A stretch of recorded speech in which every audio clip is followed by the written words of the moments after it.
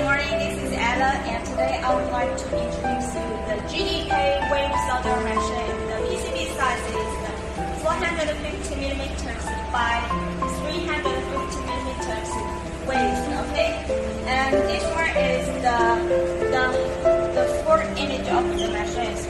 And this one is the fluxing zone, and is the flux from the bottom to the up, okay? And here is the preheating zone.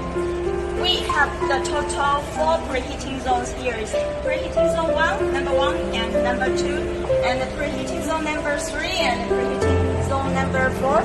Okay, and here is the soldering zones, okay? And here is the cooling zone. And here is the fans.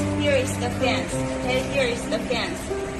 So this machine with the heavy duty fingers, okay, and also with the very deep experience, and colors is very nice, and with this the electronics, the display, and also please pay attention to this.